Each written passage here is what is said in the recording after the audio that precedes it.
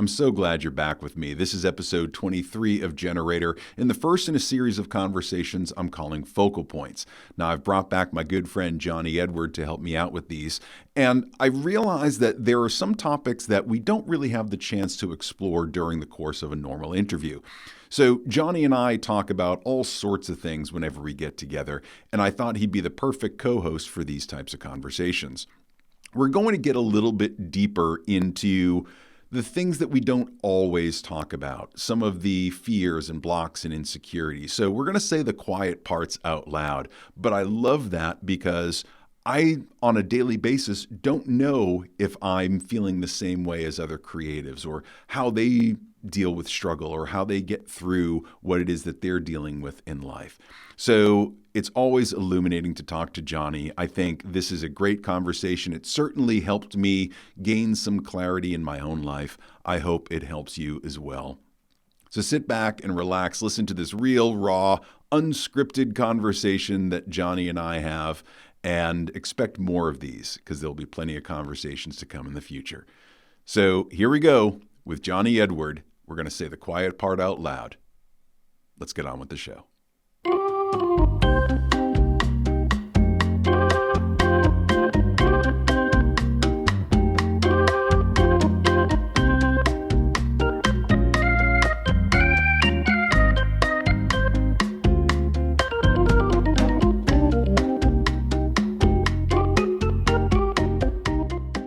It's nice to not have to feel like we have to pull this out to like a standard length too. And it's not. That's the whole wonderful part of this is it's just, extra conversation. Talking about the stuff that I love to talk about, talking about audio gear, talking about podcasting, talking about helping people decide on what to do or thinking about what it is that they want to create and how can I pull from my experience and help them guide them in the right way. Yeah. Right. All that feels really good.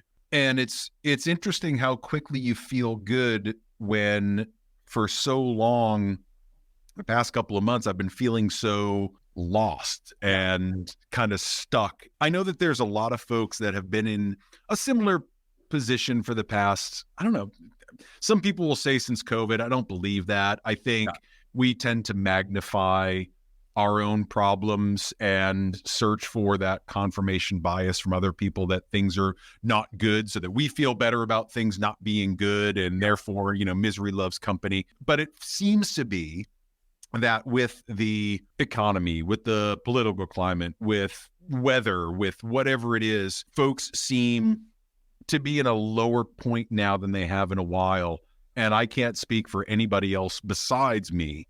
But I know that I've been really kind of lost with what's next for me. Yeah. I feel like I've been in this place I've been in Maine now for 13 years, been doing photography for 10 of that, been doing portraits for 5 of that over the course of my life, I can almost chunk it out into 5 or 7 year increments since college, right? I was doing biotech or I was teaching or I was doing high tech or I was doing photography or whatever the career shift was, or I was married or I was in a relationship or not.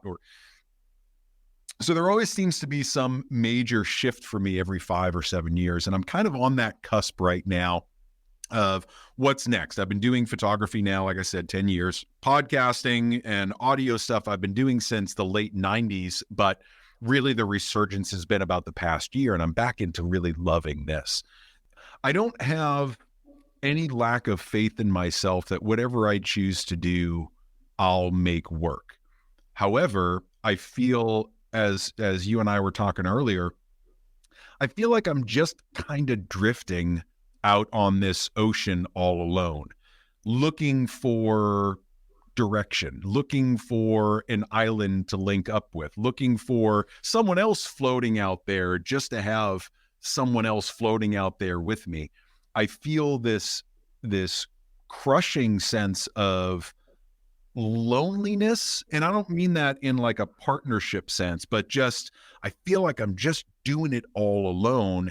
And I don't have any metric by which I can measure my own success other than, does it feel good to me? Right? I don't like to use money as my barometer because I have some serious financial emotions or emotions around finances. And I know that that's not always the healthiest thing for me to just look at finances and say, all right, you're succeeding or not, because it has nothing to do with that, right? It's that being in alignment. What feels good to you? What makes you passionate when you wake up in the morning, the thing that you can't wait to do? Yeah. And I feel like I've kind of lost that purpose as of late.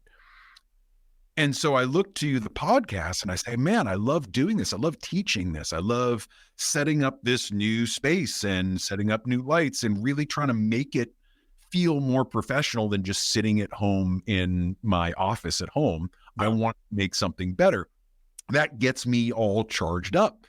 But there's this nagging fear that if I give up the photography or I step away from the photography into that unknown of this new thing that is not monetized and is not replacing my photography income, that there's a lot of fear. There's a lot of, is this the right thing?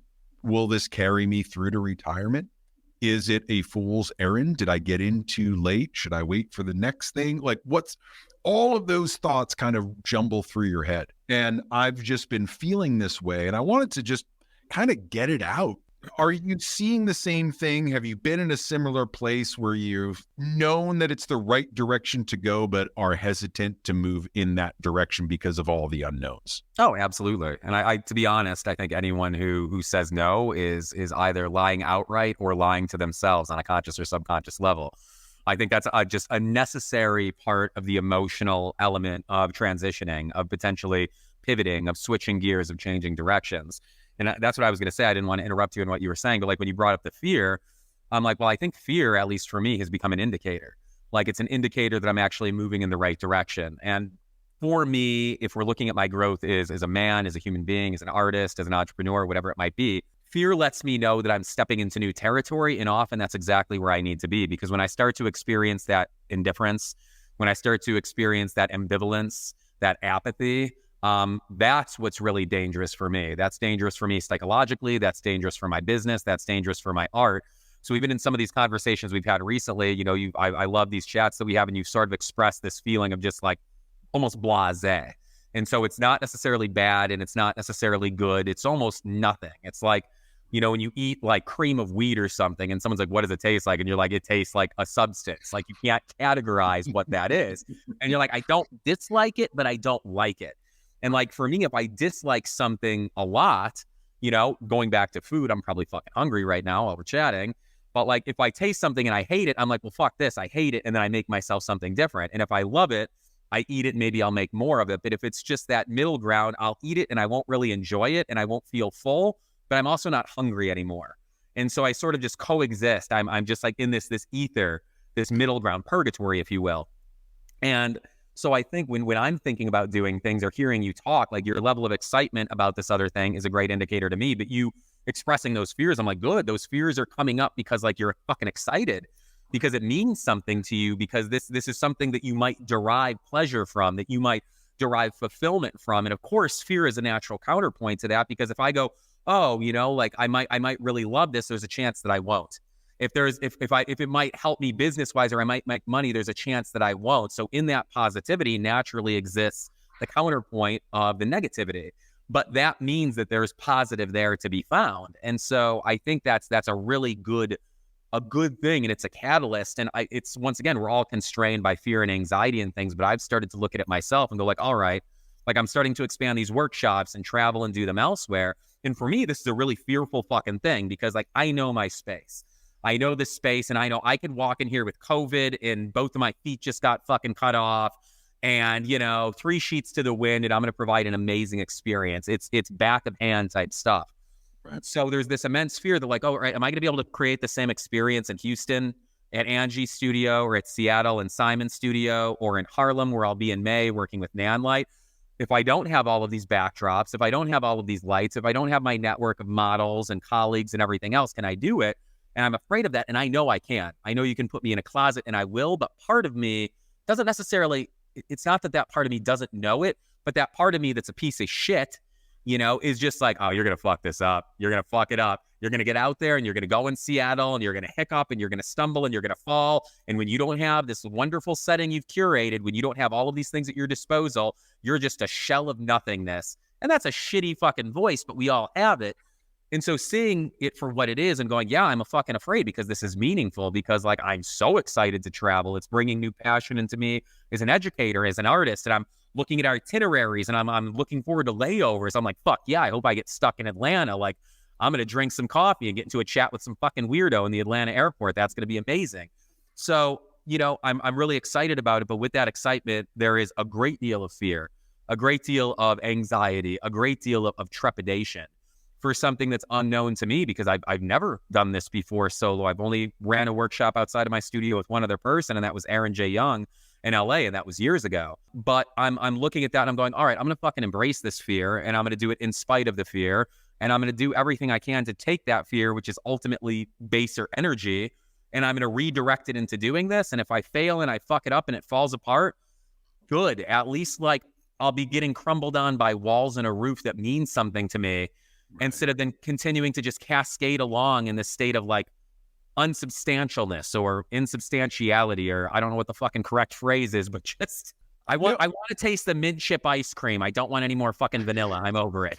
It's interesting when you talk about that, because I feel a lot of the same things, right? In terms of building the podcast or going in a different direction. I think for me, the fear is less about the thing that I'm doing. I'm not afraid of a microphone. God knows I'm not afraid of words. Everybody's heard me spout millions of them. It's not the fear of doing the thing. I think it's my own irrational timelines that I give myself, unreasonable standards by which success should be measured. For example, I'm going to start doing this if by episode 20, I don't have these numbers. Is it even worth doing? Right?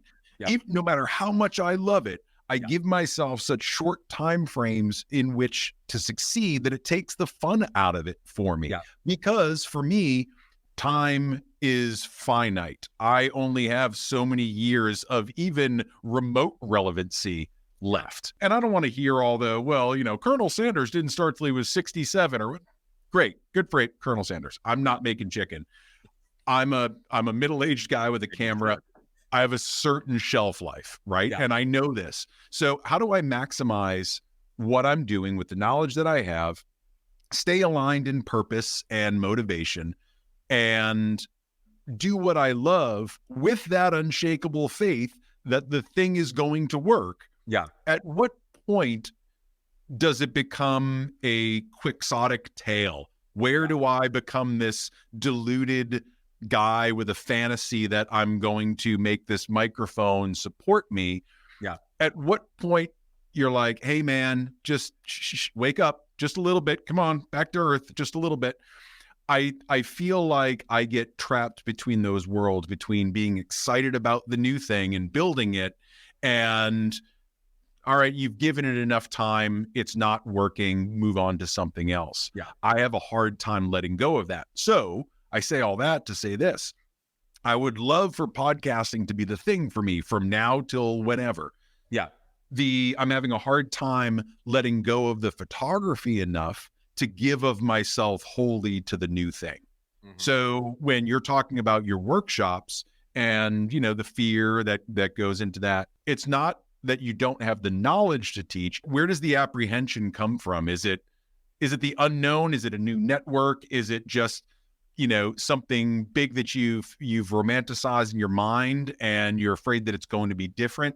Where does that fear come from? Because I'm trying to diagnose where my own fear comes from with all of this stuff. So I think for me, it's probably pretty multifactorial. And, you know, I'll give myself the vague answer like a politician so I can think here, and I'll just fill it with words. But I think it comes from a lot of things. I mean, yeah, there's absolutely this aspect of like, I don't know these people in some cases. I don't know the studios. I don't know the energy, you know, so I feel like there's much more variability. And obviously I know what I can do in any situation. I know what I can control, but I also know that there's so many things out of my control. And so when I'm in this studio, when I'm in this space, when I'm in Denver, I know if shit hits the fan, I have plans B, C, D, E, F. Like right. If none of my models show up, none of those 6 models on day one, I can call in favors from fucking 6 people and have them here in 5 minutes. I don't have that same sort of sway, I guess is the best way of saying it, in another market, at least in some of these markets. And so there's that fear. It's me being a disasterist and a worst case scenarioist, where I'm like, well, fucking, if it falls, and here I'm like, I could literally call 2 strapping young men to carry me around like Beyonce, and I could Stephen Hawking my way through things, RIP, if I needed to, and that would be fucking fine, but I don't have that. I think I also exist in sort of that dualistic state between sort of like romanticism and existentialism. So it's like in my mind, I'm like, either this is going to be the fucking greatest thing ever and I'm going to be heralded and they're going to, San Francisco is going to have Johnny Creative Day after this because I'm going to impact the creative community so bad, or I'm going to fucking bomb and people are going to, drag me into the town square like Frankenstein's fucking monster and pitchfork me into Swiss cheese. And that's going to really be shitty and be hard on my ego. And so it's once again, it's the duality. Like, I'm afraid of failing, of course, because I hold myself to such high standards. But then the part of me that I'm still working on diminishing and mediating that doesn't feel deserving or worthy is stressed about the success. Because I'm like, what happens when I go here and I have a great thing and that it's amazing and that I cannot internalize that positivity? I cannot accept it. So I toe this line between being afraid of failing and being afraid of succeeding. I toe this line between this becoming something wondrous and this being the dissolution of all of this for me. Right. And that's a really strange purgatory to coexist in because it's 6 for half a dozen. And I can talk myself in and out of it and there is no right or wrong. And so instead of trying to sort that, instead of trying to analyze it, which is my go-to, I'm just allowing myself to sort of exist in this ether to say, you know what, it's going to fucking be what it is. And I won't know that until I do it. And like, I'm really good at thinking on my feet. I'm really good at pivoting. If nothing else, I'm a survivalist. And so whatever comes from this, I will navigate through, but I can't predict and I can't define and I can't expect. It just has to be whatever it is. And that's really fucking challenging for me to let go of. But going back to it, I don't think it's any one source. And I think that's the hardest thing for me and probably a lot of other creatives, yourself included, is it can't be sort of defined to one variable. There are so many different elements. And as soon as you sort of adjust this, it's going back to, I'm going to say algebra and everyone's going to go, math. Nobody's on.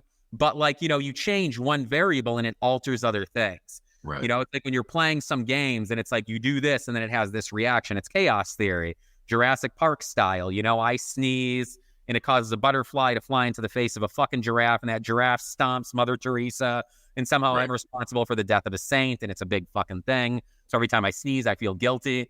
I'm just trying to embrace the chaos more. And I'm naturally a fairly chaotic person and try not to control things and try not to say like, if I feel this way, it means this, right?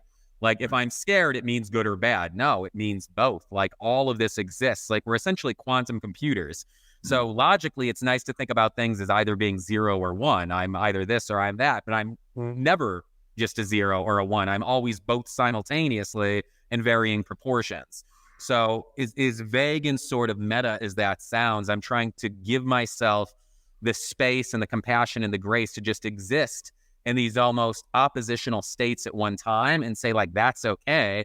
I can breathe and be in this and it's never going to be one thing. Circumstances are never going to be ideal. It's never going to be exactly what I want or need it to be. And that's fucking okay. Right. And just let some of that tension roll off of me a little because we can only carry so much. And most of us are already carrying too fucking much to begin with. So I've been watching a lot of how the universe works on Max, on the Max app. And I'm a big, physics guy, right? Love this.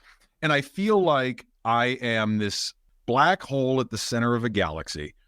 And I've got this accretion disk of gases all around me of just all this stuff in my head. And I just keep attracting more and more stuff. There comes a time in the life of a black hole where that accretion disk spins so fast, it finally gives off energy. I feel like I'm building all this mass and I'm bringing all this stuff in and it's going to explode into this energetic output at some point. I just don't have a good understanding of when or where that's going to be. It doesn't frighten me. It causes a level of anxiety, even though anxiety is not the right word. Apprehension, perhaps. I don't know what's on the other side, and I can't see what success looks like, and I can't see where this is going. And I've always had a really good radar about where my own life is going and what the next thing is. And I feel like I can't grasp that right now. So in going through all my self-value work and therapy and journaling and writing all this stuff down, for me, what does success look like? For me, what will it mean to have accomplished this? What does it mean for me to get to the end of this task? Yeah. And I'm feeling, I'd say over the past year, I cannot seem to answer that question in any regard.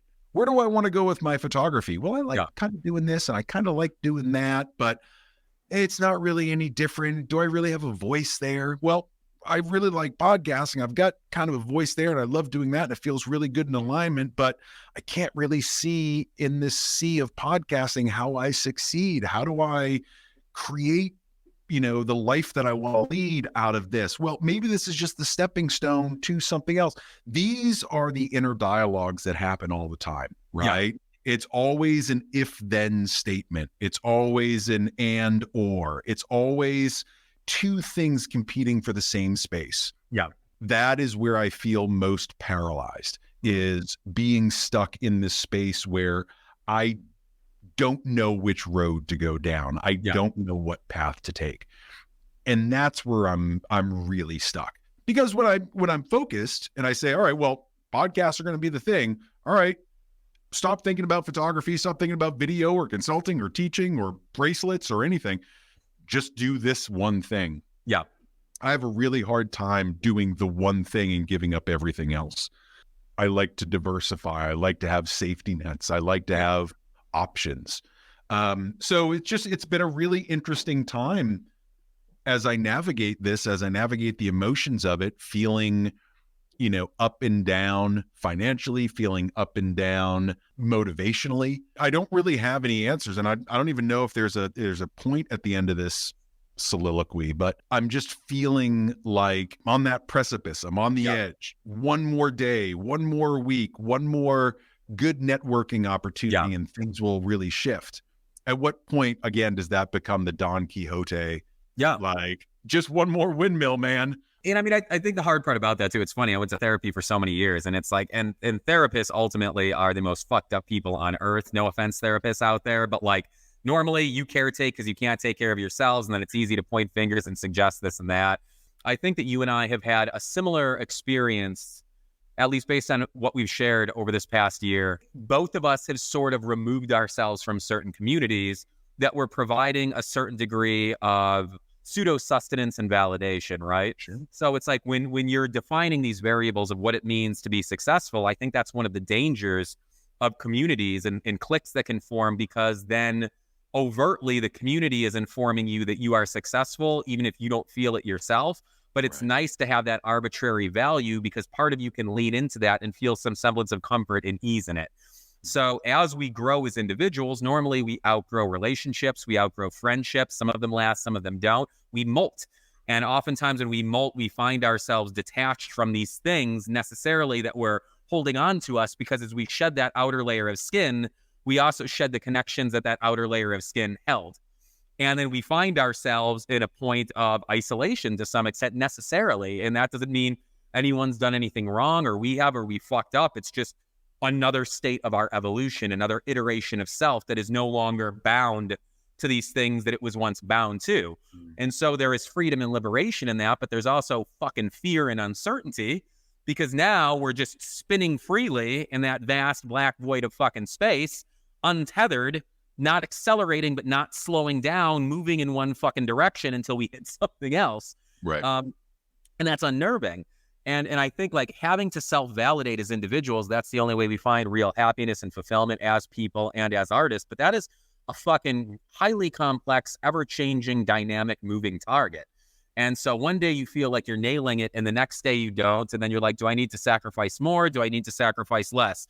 Am I putting too much effort into this thing? Am I not putting enough in? Do I need to reallocate, or do I need to knuckle down and go full bore?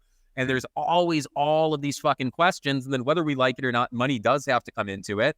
It would be nice if we could all just sit here and go like, oh, I'm just going to chase my passions and things are going to work out. That's not the fucking case at all.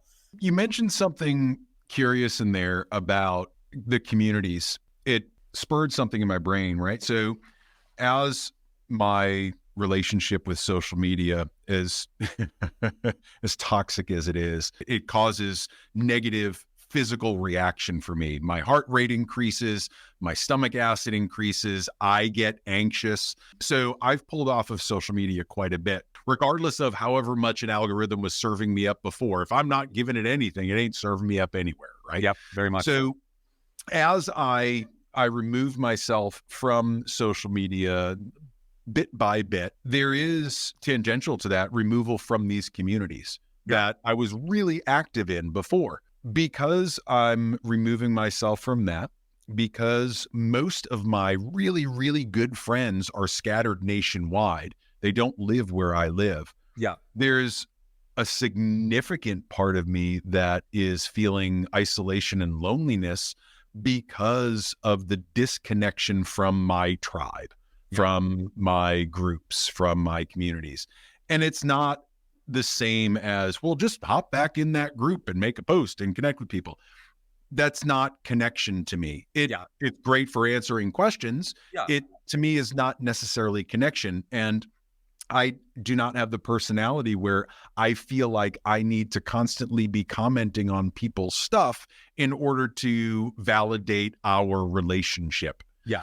The isolation and the loneliness has compounded, I think, because I find that my energy ticks up when I'm talking to people like this, when I'm around creative folks, whether we're talking big dreams and goals or small challenges and problems that we might be having. There's so much that I draw from that. The withdrawal from social media has certainly heightened isolation, given where I live, right? Very remote. Any little tweak to that, anytime you remove human interaction, it's magnified in a place like this. That has also contributed to this feeling of disconnection, of not being as fulfilled as I was previously.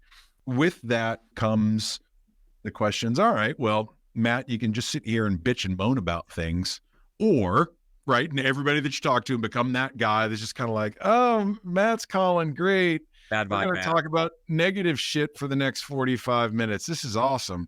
I can go that direction, or I can try to find different ways to connect with folks in a way that feels good to me. And I'm struggling, I think, because you get so much of that when you are shooting a portrait of someone, you are connecting so deeply, you are getting that interaction at mental, physical levels that you just don't get virtually. That I think there's also apprehension in me that if I shift too far into the virtual like this, that I won't be getting that same thing that I need. You know, this feeling of being lost, this feeling of isolation, while it's not new, while it's not unique to me, my variables are such that I don't know how to necessarily change things. And it's not be positive, think more, self-value more. It's not that. I'm wondering how I make the significant shifts that I need to make in my life and feel good about it at the same time and be able to financially support it in lean times like this. I don't know. There's a lot there that I'm trying to process and work through. And I don't have any answers and I don't have it figured out. And this isn't some cry for help where I'm like, Jonny, figure this out for me. There's no one that can figure it out except for me. Of course. There's just a lot of questions now that I haven't really had to face in the past because the answers have always been there. And right now it just feels very unanswerable. I think one of the issues is for a lot of us, and myself included, is there once again, there's all these converging variables at once. There is how do I connect? There is how do I sustain? There is how do I fulfill? There is how do I exist? And then the problem is when we have all of these questions we're trying to answer at once, we tend to try and answer those questions in mass with singular actions. And so it's, well, is the podcasting thing like, oh, it's good for my soul, but is it also good for the pocketbook? And then I know for me, I weaponize fear against myself to prevent myself from doing things that I know I will enjoy or love. So I go, well, I really want to do this thing. I want to do the Route 66 thing and rent a car and travel around. But, what if while I'm doing that, I fall out of favor with the community and no one wants to come to my workshops and everything else? So I take something that has meaning, that's substantial to me, and then I leverage these other elements or variables in my life to negate that, or to tell myself that in doing that, I'm necessarily sacrificing something else. And so I cause myself to sacrifice the very thing that's most important to me under the guise of not wanting to sacrifice something else. And that's part of the darkness, that dark passenger in my mind that wants to see me fucking unhappy, that wants to see me imploding, that wants to see me self-destructive, that wants to see me as a black hole instead of a big, bright, shining star. And so I implode upon myself and bury those dreams under these things that may not be false, but that I'm magnifying exponentially to create a context that precludes me from moving in that direction. And that's something that I've had to address a lot. And like, just as you were saying that, and once again, I am by no means a therapist, so everyone out there, do not follow my fucking advice whatsoever, because it probably will lead you to dead ends that you may never escape. You know, I heard you, talk about sort of leaning into the podcast, and there was almost this talk of like sacrifice. Like, if I give myself enough to the podcast, what am I, like, I'm going to be missing out on photography. What does that mean for money? What does that mean for connection? And like, my question to you, and it's purely rhetorical, Sure. just for something to meditate on, would be like, to step into this podcasting thing, do you really have to genuinely sacrifice that much of your photography?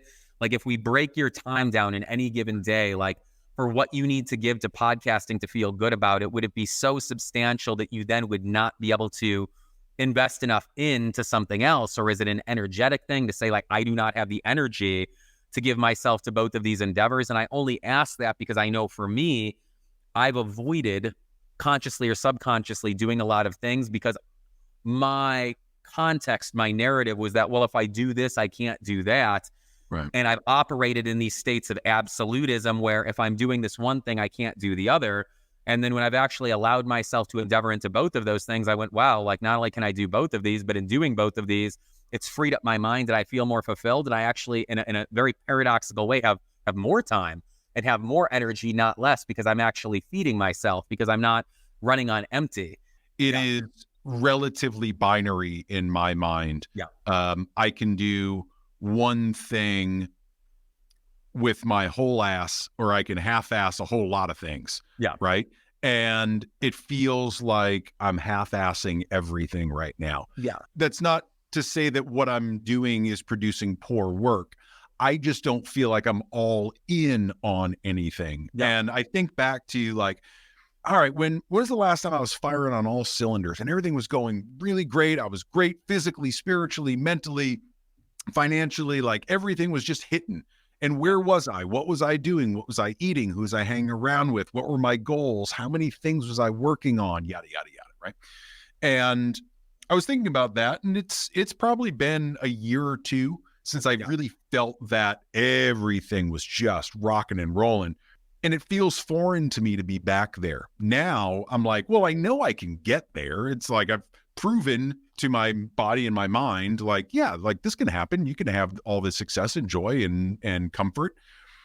It feels foreign to me right now that I'll see that again.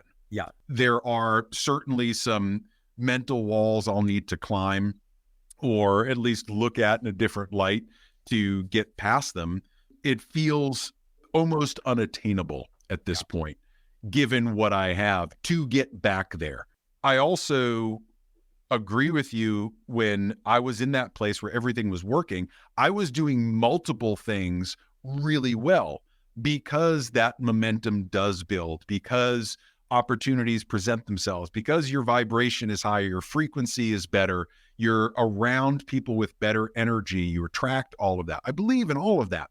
There's that shift back to that mentality, back to that place in your heart where you know that feels good, and that's where you're supposed to be. And you can be there by just changing some of the thought patterns that you have. I can't seem to get past that point. I haven't turned those thoughts of my success into belief of my success. While I have faith in myself, I still don't feel like I have that unshakable belief that this is going to work alongside photography. Right. I haven't made that mental connection that I can do both at a high level and have everything be fine. I don't know if that's because I feel like I'm doing it all by myself and don't have any help to offload, which could very well be the thing, right? That if I'm able to offload or share the burden a little bit, I could produce way more.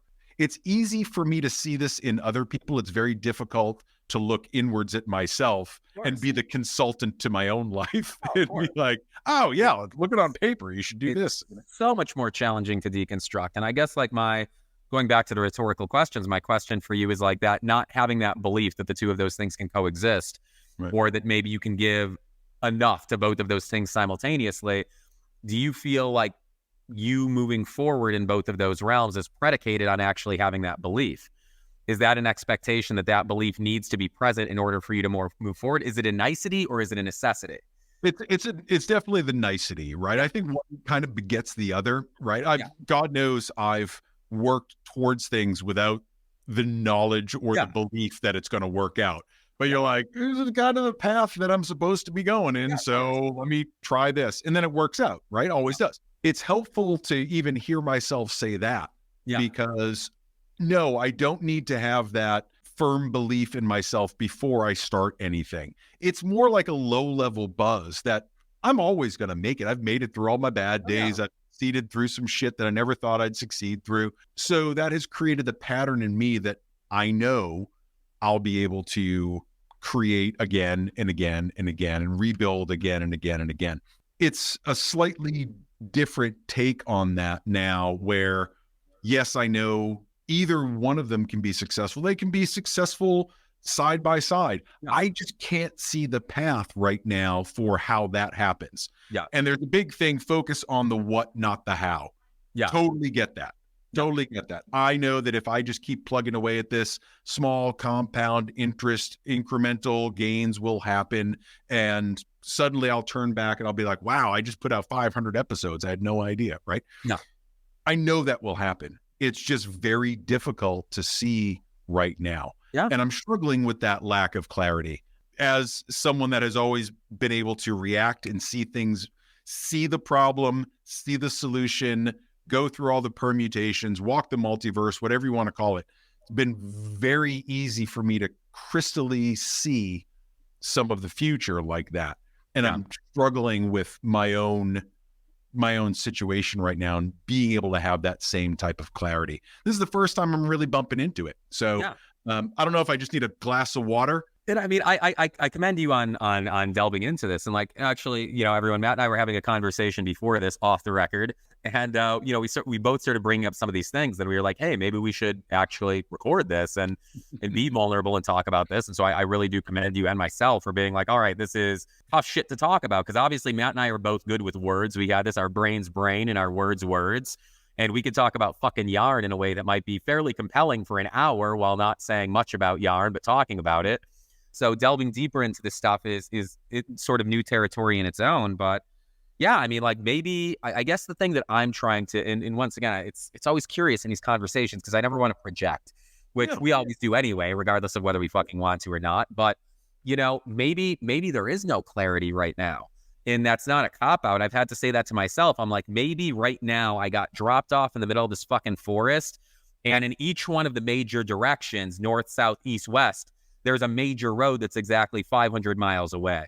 Right. And maybe there is no right fucking answer. Maybe there is no clear-cut path. Maybe it's simply just moving in one of those directions. And I don't have a fucking map, so there's probably going to be a river this way I have to forge, but there's some really pissed off bears in mating season this way and a group of fucking cannibals the other way. So I'm up shit creek no matter what. And I can't get out of this situation faster in any way that seems like it. It's just an illusion, and I'm going to be dealt different obstacles and curveballs that I'm going to have to come with. But I'm the same way. Like, I want to be able to assert, for me at least, some semblance of control, to be able to assess the landscape and say, hey, I'm not saying I need this to be easy, but I want to fucking know what I'm up against. And I want to know that if I take 10,000 steps that way, I'm going to be in a place. And this past 6 months has challenged me to let go of that, because I have been in the middle of that forest and there hasn't been a path. And I've had to just say, all right, well, this isn't tenable right now. Like, I'm in a place right now where I'm cold and I'm not dressed well. I'm hungry and I don't have food. So if I wait for that fucking clarity, I am going to metaphorically die here.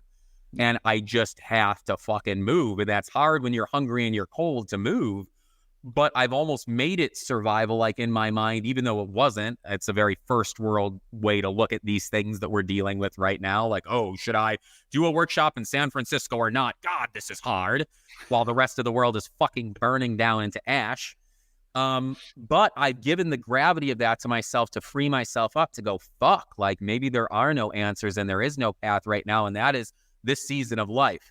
This is my winter where no matter how much I water or tend or nurture or sun, nothing can grow in these climactic conditions, and taking that pressure off of myself so that I can just exist in that state of sort of permafrost for a moment as is, without needing to do something that is quite literally an impossibility at that very point in time.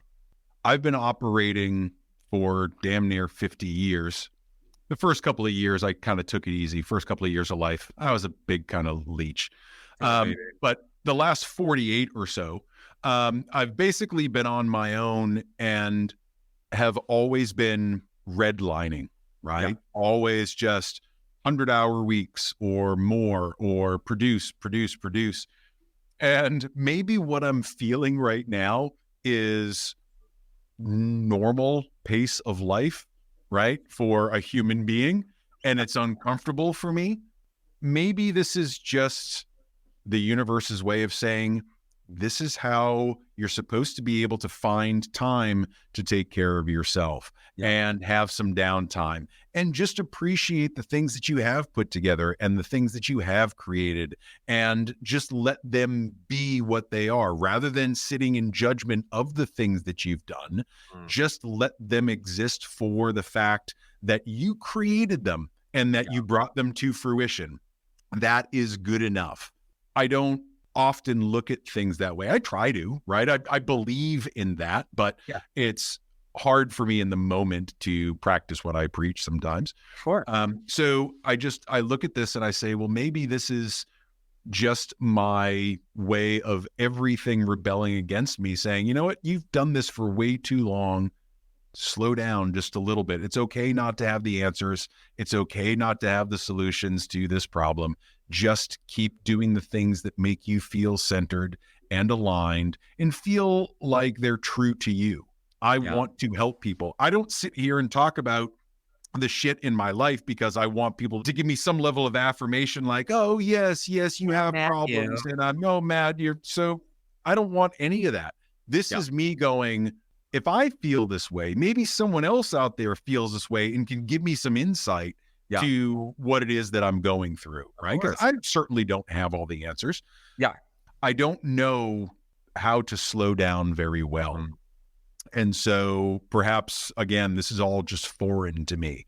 And I'm wondering, because you're made up very similarly to me, of if we're not growing extra arms to do all the things, then we're not evolving fast enough. How do you, or how have you in the past, if now's not the time, how have you in the past dealt with just trying to step back and realize that, you know what, you're doing more than most mortals, that you can step back and things are still going to be okay? I have dealt with it very fucking poorly. Admittedly. It's interesting. Like, I think that's great. Like, hearing that triggered some things in me in a positive way. Like, triggered isn't necessarily a bad word, everyone. Right. Fucking pop verbiage. But it's sort of unearthed a few things in me. And I was thinking about that, like, as we've been talking and you bringing that up, I sort of look at these seasons or phases of life almost like dreams, and if you go into like Jungian therapy and things like that, like dreams are these unresolved things that exist within our subconscious. And so, you're always dreaming of falling, and you figure out it's because you're worried about getting fired at work, and you're going to have the grounding, and then you come to that epiphany, and suddenly you're, dreaming about fucking eating cake in Cancun instead of falling off a cliff and shattering into a million little bits. And that's a nice shift. But I mean, maybe that is the lesson in life for you right now, and maybe it's not, but maybe it is. And that's why things can't move forward until you can accept that and lean into that. And I think about that very frequently for myself. And it's funny that you brought this up because, Matt and I had this conversation. Everyone who's seen me in person knows I'm heavily tattooed, and this will come around, but I didn't have my right arm tattooed. And it's been a point of contention for me for a fucking decade because I've had this tattoo on my arm that I didn't like and I wanted to get it covered. It always come around. But anyway, a couple of days ago, I was in the tattoo shop. I don't know if there will be a visual element, but if so, everyone, I'm feeling very G and mighty. giant saber-toothed tiger for my kitty who passed away last year. Rest in peace, Roxy. But she's in Valhalla now waiting for me in the fucking meat hall. Going back to the socialization, I was going to bring this up earlier. I realized how not necessarily antisocial, but unsocial I've been. So it's not like I've been opposed to socialization. I just haven't been engaged in it.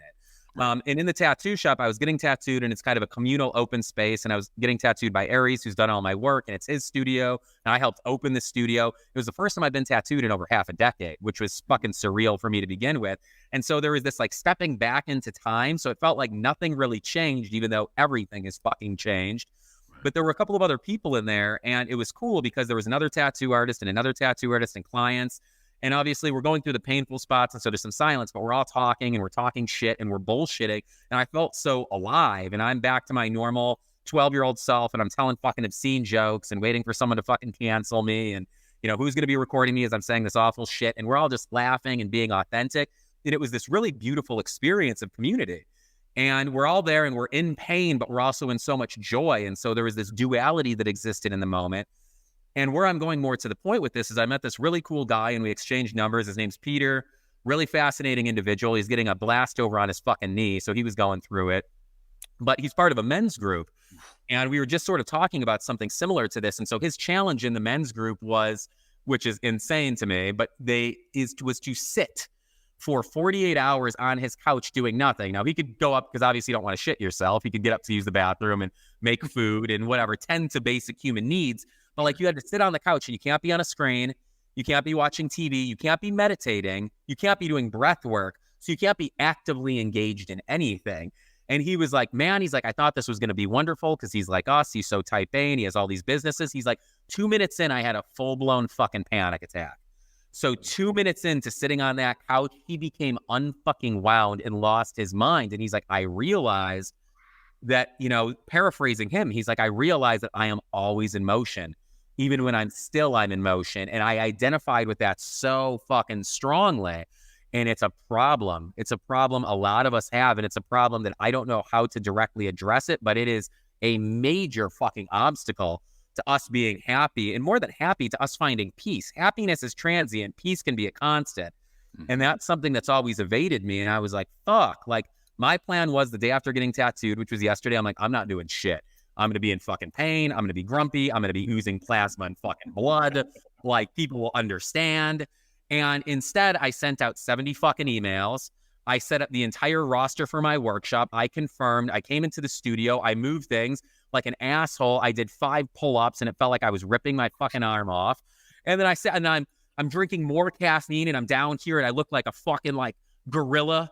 You know, I'm just like going around, and my lats are flared, and I'm just like, do things and move things and accomplish things, and my arm's in pain. And so like I'm fucking just dragging it along behind me. And I was like, what the fuck are you doing, Jonathan? I'm like, what the I actually used my full name. That's how disenchanted I was.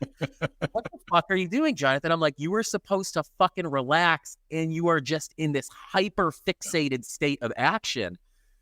And so I don't know. I guess like I've willed myself, and Matt and I discussed this too. I did dry December essentially, which was eliminating weed and booze and caffeine, which constituted 80% of my cellular fucking mass, and got rid of all of that. And so before it would be cool, I'm like, yeah, I'll sit and watch the clouds go by while I'm having a joint, or I have a beer, a glass of whiskey, because that anesthetized me.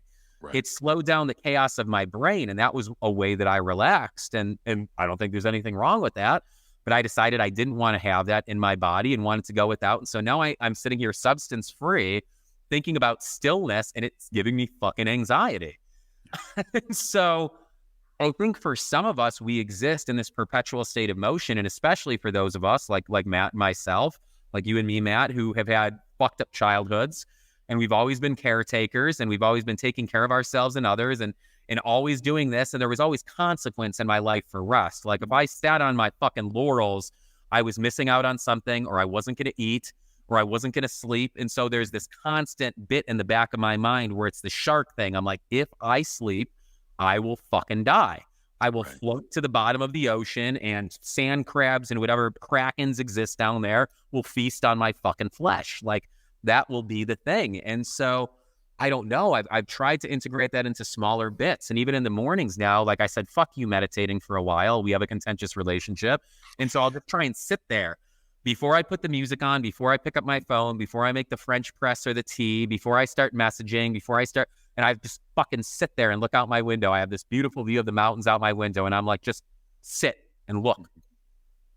And if I let myself do it, the first 2 minutes, I literally feel like I'm going to off myself. I'm like, this is fuck. And just jump out the window.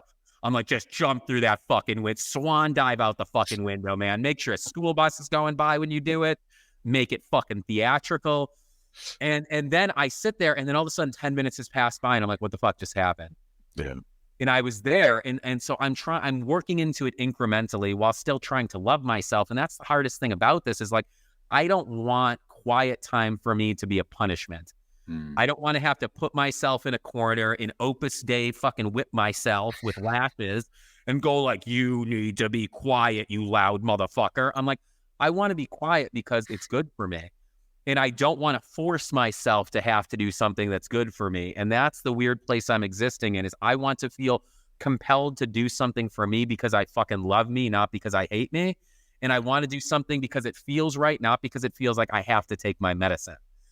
And that probably didn't answer the question at all, but suffice it to say, I'm struggling with something very similar in my own ways. And I don't know, same thing. It's just good to say that out loud. It's good for me to acknowledge that and to say, like, I'm not a fuck up because I don't want to be quiet. It's a fucked up part of me and I want to get better at that. But like, I need to be able to look at that from a place of compassion and say, like, this is something I need to work on because I want to be better, not because I'm using it as a weird, twisted way to be masochistic and to force myself into something that's uncomfortable. And for me, that line is A1 paper thin when it's turned on its side. I so quickly err from one into the next. First, I need to acknowledge the fact that you worked Opus Dei into this conversation, that you did that self-flagellation correctly. Like, good reference there. You're not going to get anywhere else. The shark symbolism, if I stop, I'll die. If I don't stay in motion, I'll die, is, I think, common to a lot of people. I know it is for me. That need to stay in motion, that hit me hard. I started to realize, yeah, I think that's a good analogy to how I feel. I've been trying lately to, at the end of the day, 5 or 6 o'clock, just stop working. You did enough for today, even though there might be something you could do in an hour afterwards, after dinner maybe, or just one more hour of emails or whatever the case is. I don't. I leave it till tomorrow, and it's hard. It's physically stress inducing to not go do that. But I feel like I'm trying to break myself of these habits, and that detox, that deprivation of the dopamine has been a real struggle, because what I'm doing is actually giving myself a break, right? I played guitar for the first time the other night in a long time. I was not sober, but I was home alone, and I was like, I need to do something creative, and I haven't picked up my guitar in a really long time. I had many, many milligrams of THC in me, and I was just like, I am going to play my acoustic guitar, and I am going to sing and feel joy, and did it for probably 2 hours until I was almost hoarse. Nice. Didn't realize that much time had gone by, but I realized how much I got out of it at the end. And it wasn't so much that it was, some drug-induced euphoria. It was, I had finally done something that was just creative for creative sake, that made me feel good, that brought out a different talent in me, that just was happiness, was just peace. And it had nothing to do with work or time commitments or anyone else. It was just me annoying the dog 5 feet away from me, who begged and pleaded with her eyes for me to stop singing. Trying to get back into those habits is difficult because the pendulum has swung so far to the other side. We don't know how to rest. We don't know how to relax. And so, just that detox period between going at red line and I don't want to just sit around and do nothing. Where's that balance for me? I'm not there. I haven't mastered it yet. I'd love to say that I have, and that I've got some Buddhist level, contentment ritual every morning. I don't have it. Everything is such shades of gray, right? There, you mentioned earlier, there's no zeros and ones. It's not binary. It's not black or white. It's all these shades of gray. And I'm okay with that. I think it just needs to be called out and acknowledged every now and again that, you know what, shit just isn't perfect. No matter what you see online, no matter what I say, no matter what you say, you can ask me today, hey Matt, how are you? I'm shit today. Ask me tomorrow. I could be great tomorrow. It's going to vacillate. It's going to go back and forth. Moment to moment. I think it's okay to call it out as well and be honest with all of this. I don't know anyone. I literally don't know anyone right now that's in our profession that's just like, yeah, things rule. Oh, hell no. So I know I'm not alone, and I don't necessarily take comfort in everyone else's misery, but there is a certain comfort in let's lower the expectations for yourself just a little bit. Yeah. To something a bit more realistic, knowing that there are forces beyond your control that are also dictating some of these things. Yeah. I can't control the economy. I can adapt to it and operate within it, but I can't control it. It's okay to feel that pressure and not have a solution of how to change it for the better. But what can I control in my space to make me feel good, to control my spiritual health, my mental health, my physical health, the health of my relationships, the health of my business? What can I do today to help with that? Trying to stay in that space rather than getting caught up in the anxiety, waking up at 2 a.m. in a full-blown panic attack, not knowing, I've only got 3 packs of ramen left. Do I have the 79 cents to go buy another pack so that I can eat over the weekend? There are sometimes you find yourself in those positions. I think where I'm getting at, going by my ass to get to my elbow, it's not an uncommon thing. And sometimes I feel like I'm the only one that's experiencing this. Yeah. And I know that that's not the case. It just feels good to kind of talk about the shades of gray, to talk about this extra stuff. And at the end of it, not have a solution, not have a conclusion, not have anything other than just kicking around ideas. Well, I love this. I love it. And I do too. And I think, on that, I'll sort of like wrap up my own part and say that I've always been a fixer. Like that's my archetype. I want to fix things. I want to fix things in the world. I want to fix things for friends. I want to fix things for myself. And so the big challenge that I've sort of issued to myself over the past few months is to say, fuck, man, there's so much you can't fix. You need to just let things be. So when friends have reached out to me, instead of going to the automatic, well, like, this is what you do, and here's a bullet point, let's deconstruct this and make a plan. I'm like, yeah, your situation really fucking sucks right now. And like, I love you and I'm here for you, but sometimes these days just suck, and that's okay.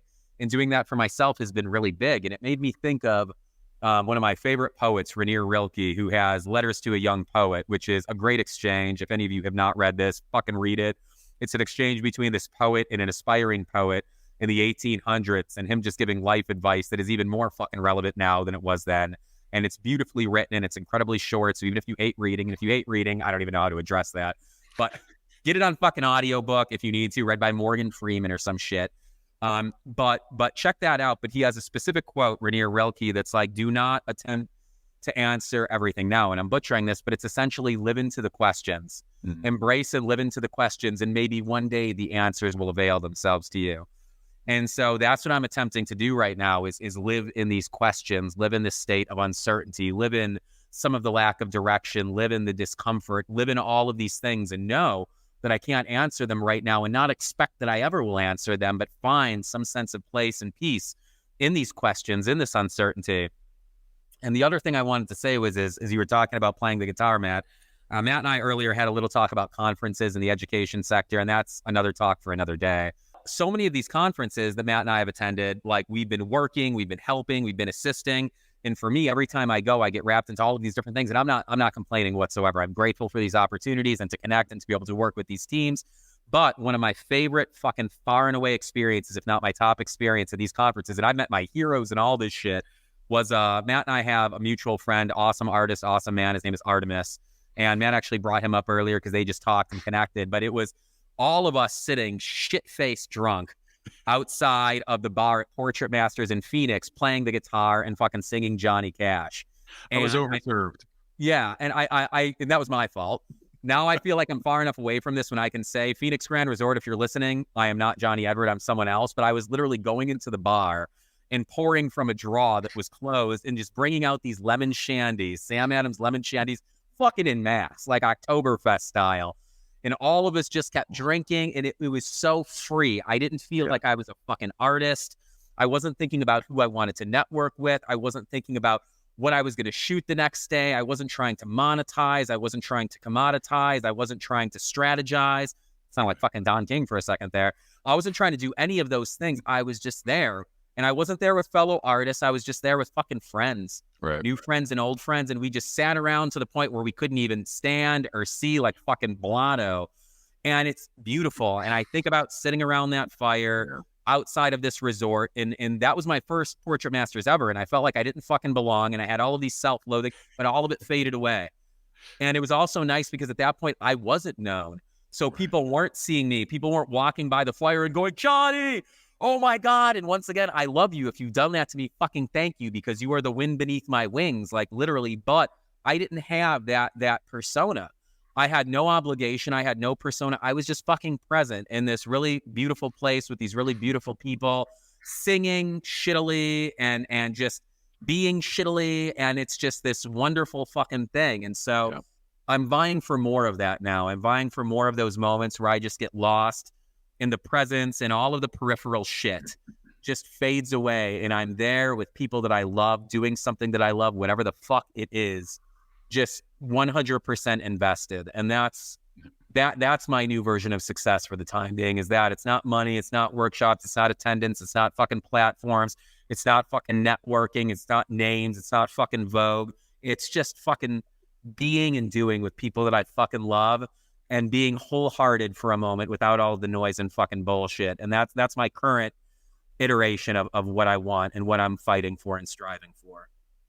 And I love that. And it was such a perfect moment, because we're so conditioned to go bigger and bigger and bigger, at bigger conferences, meet more people, see more stuff, grow our businesses, get bigger, bigger, bigger.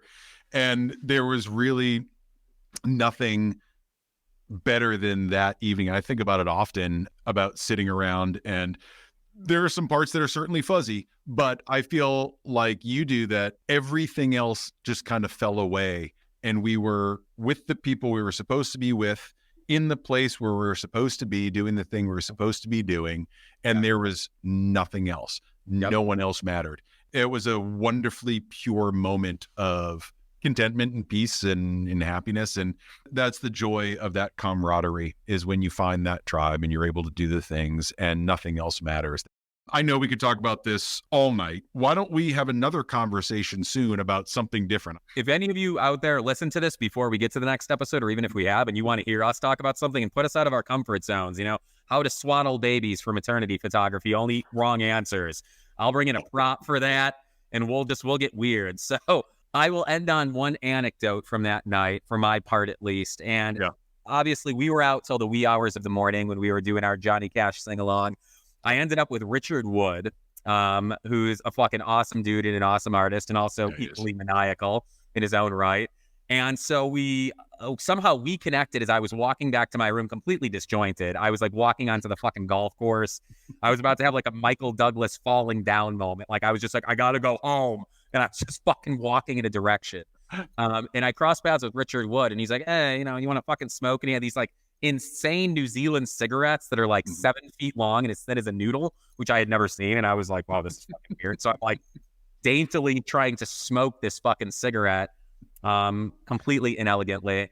And we went back to his room and we drank more fucking whiskey. And then we had production the next day, and it was a shit show.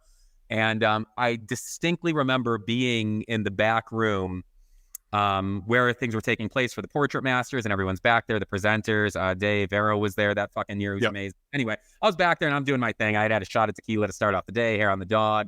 I'm getting it. There's no pressure on me, because I'm literally just the guy where they're like, hey, clean up that mess. And I'm like, okay. Right. So zero responsibility, which was great. Richard, on the other hand, had many responsibilities. And he was sitting at a table with like his head in his fucking hands, like gray. The man was ashen. And Sue Bryce walks into the back, as she does, fucking charismatic, and there's somehow wind behind her as she's fucking walking, and people are fainting, screaming Sue, like a scene out of the fucking Beatles music video, and it's just this whole fucking grandiosity. I'm just keeping my head down, and she looks at Richard, and I won't do her the disservice of trying to do her fucking accent, but she goes, Richard, long night? And he just looks up with bloodshot eyes and goes, yeah. And she looks at him and she goes, yeah, I bet. You look like shit. Pull yourself the fuck together. And just walks away. And there was this vast silence in the fucking room. And I looked up at Richard and snickered, and his head just went right back down. And at that moment, I questioned my desire to be on the main stage, because I was like, oh shit, yeah, there's actually expectation and responsibility. It's kind of nice being a background fucking player. But I just remember that so well, and just watching the spirit drain out of fucking Richard and knowing that I was absolutely complicit in what just fucking happened, and feeling a little bit of shame, but a little bit of mischievous joy at the same time. And that was, that's the conference memory. You were not alone. You were not alone in that pain cave of yours. That's fantastic. I don't think you've ever told me that story. That was really, really funny. I think we'll do this again. We'll solicit some opinions, and then at the very least, I'm going to see you out at WPPI. So we'll do some debauchery there. All right, my friend. Thank you for this, and I'm looking forward to talking again. We'll figure something out. But, it was good to see you as always. Absolutely, likewise. And the music went back up, so we're ending on that note. Later, y'all. Goodbye.